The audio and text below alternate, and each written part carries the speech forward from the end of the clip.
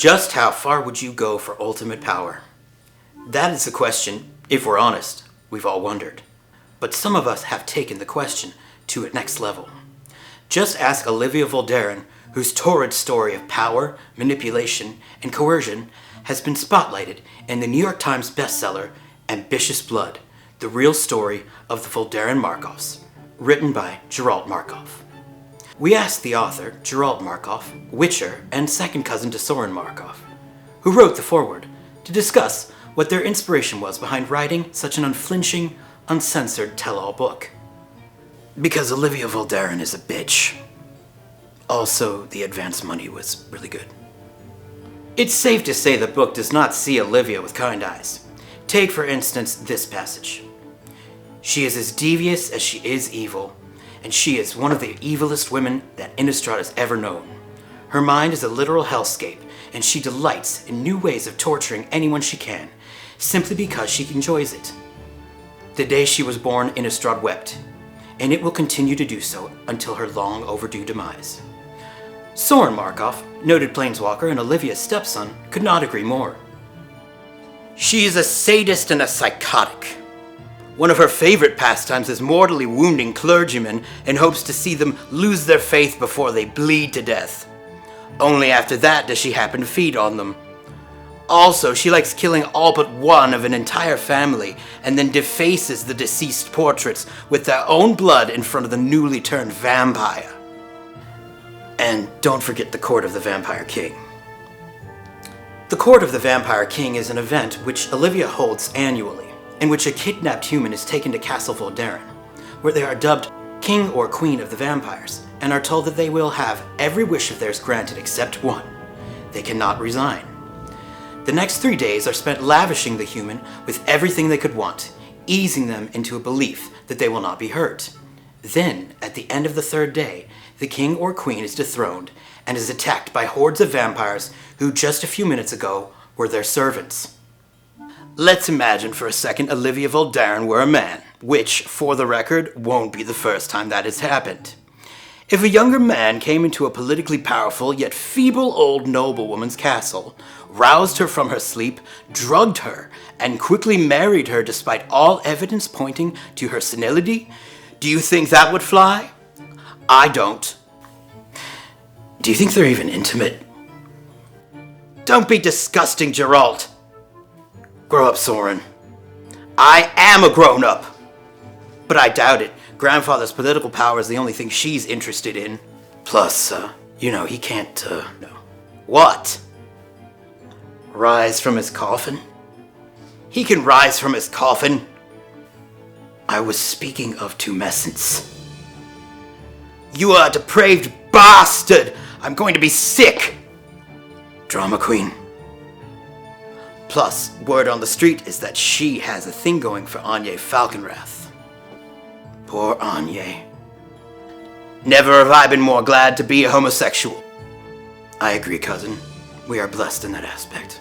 Shocking as these stories may sound, there are 2 sides to each story, so we tracked down Olivia Voldaren at her castle for a live interview for her side.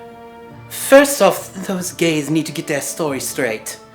Part of me wonders how much of this has to do with being a woman and, Anya, why do I still see dust on the table? Come down here this instant and do your job that you were born to do. Women should know their place.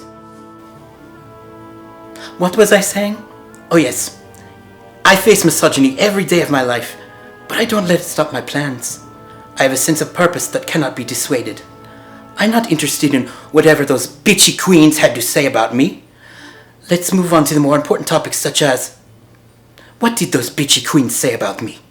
I bet I can guess. That I'm a gold digger? That I tried to woo Sorin and he rejected me? That the same thing happened with Geralt? That I only married Edgar for political gain? Yeah? Well, that is an absolute lie. I married Edgar for his money and his political stature. I needed both so I can rule Innistrad.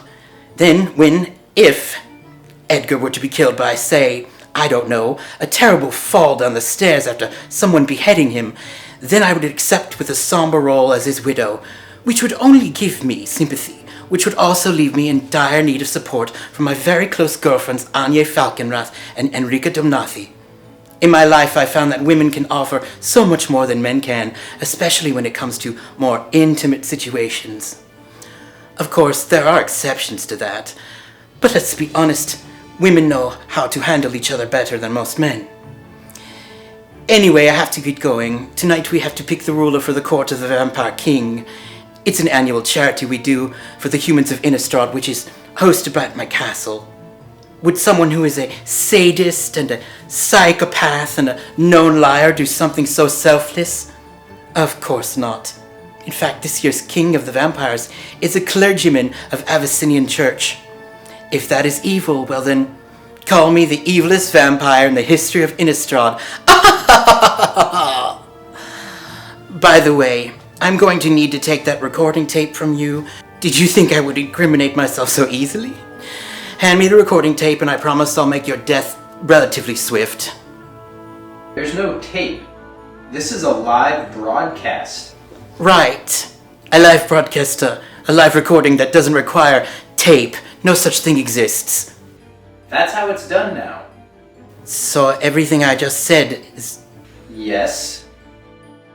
Gotcha! Did you actually believe anything I just said? Oh, you're all so wretchedly gullible and stupid. But I love you all, and most especially my dear sweet liver-spotted senile husband Edgar.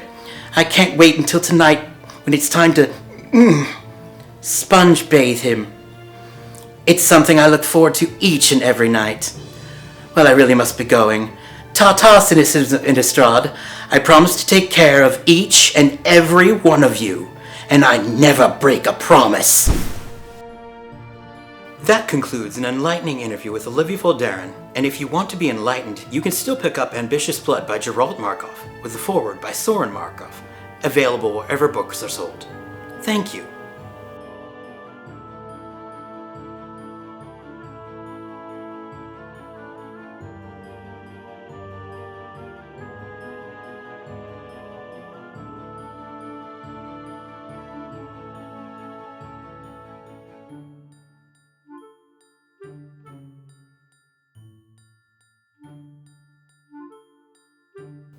Do you find it rewarding work being a witcher? I do. Plus they have a great medical and dental. Oh, I'm so jealous. Planeswalking doesn't even offer dental. Unthinkable.